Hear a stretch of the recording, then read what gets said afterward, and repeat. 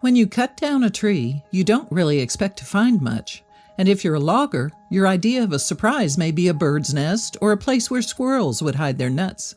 You know, nothing too exciting.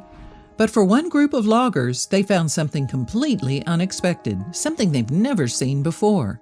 What's even crazier is no one has ever seen this before. Wondering what they found? Well, keep on watching to find out. For loggers, their job is dangerous on its own. Going deep into the woods to chop down the tallest of trees is no easy task. In a split second, if you're not paying attention, a tree can come crashing down on you. But for this group of loggers, they weren't scared about a falling tree. Instead, they were more frightened about what they found inside of one. If it wasn't for their brave decision, no one would have seen what they discovered.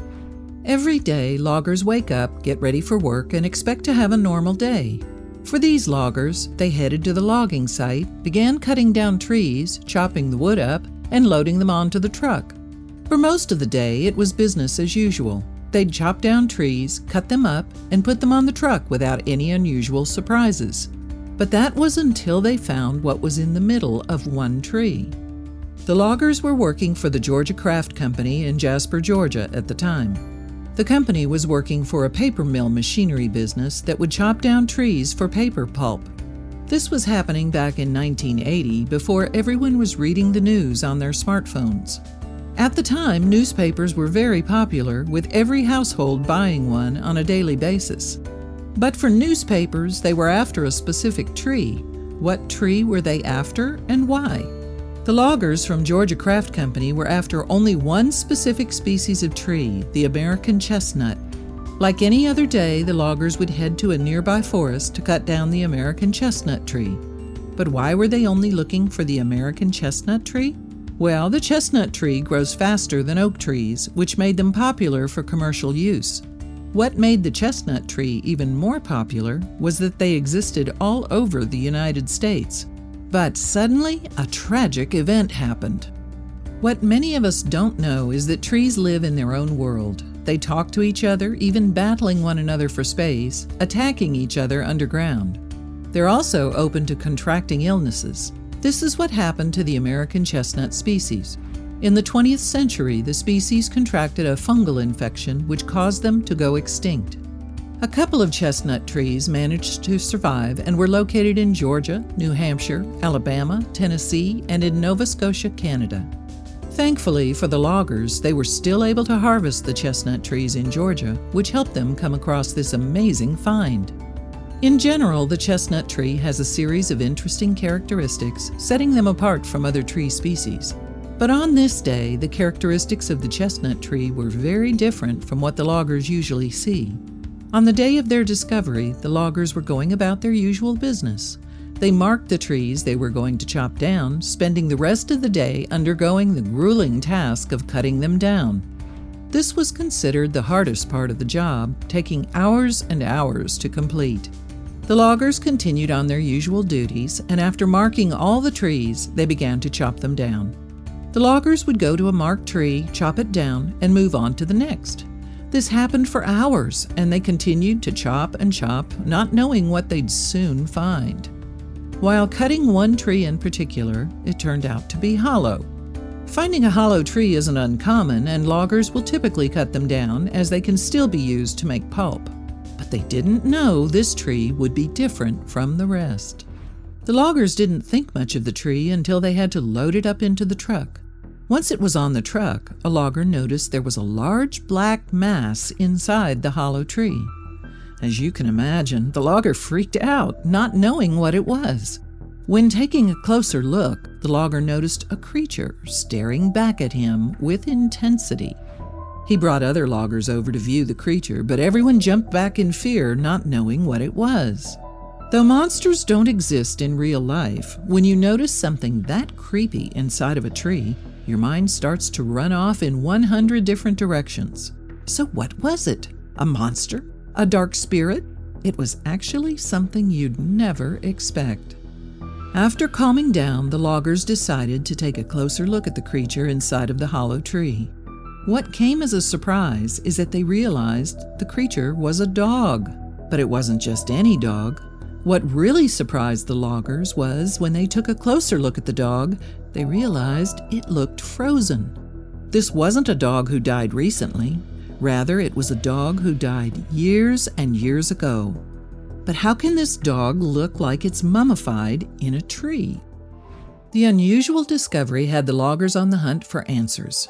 Once they realized it was a frozen dog, they weren't sure what to do. They had two options: to keep the log as is, or to chop up the wood and lose the profits of the tree. Luckily, they saw the priceless value in this discovery, so they decided to keep the tree and sacrifice the profits in order to find answers on how the dog ended up there and why it was mummified. After the discovery, they knew they had to find answers, so they went on a search to find someone who would be able to find the story behind the frozen dog. 1 year after their discovery, the Southern Forest World opened, which was a museum that dedicated itself to the history of the South of the United States. The loggers arranged to meet with the museum before it opened and brought the log to them, hoping they'd be able to fill in the missing pieces. But the museum was also confronted with a challenge. The museum gladly took the log to examine it, but they realized they didn't have the resources to uncover the truth. They went on the hunt to find biological experts who would study the dog and try to find out how it became mummified without the traditional mummification methods that were used in ancient Egypt. No one knew any other alternative method aside from ancient Egyptian techniques. It was time to find out the truth behind it. So the museum hired Christina Kilgrove, a biological anthropologist from the University of West Florida. With her skills and education, she was able to examine the dog to get answers about the mummification process and what happened that led the dog into the hollow tree. Though the mummified dog was something entirely unusual, the reasoning behind it wasn't as surprising as you'd think. Christina Kilgrove, with her knowledge and skill, was able to examine the dog and came to a conclusion of how the mummification occurred. It was unusual to see a mummified dog in the United States because, well, it was an ancient Egyptian pre-burial technique. But what she found was very interesting. The dog's tissue decay actually aided the mummification after the dog died. Since chestnut trees also contain tannin, it helped the mummification process. Who knew you could mummify an animal outside of traditional ancient Egypt mummification techniques? What we really want to know, though, is how the dog ended up in the tree. If we let our imagination soar, the dog could have been pulled in by an evil spirit or the tree could have sucked him up. But unfortunately, we need to be realistic. Christina Kilgrove believed the dog was hunting at the time and ended up chasing a small animal inside the tree, getting him stuck inside of it.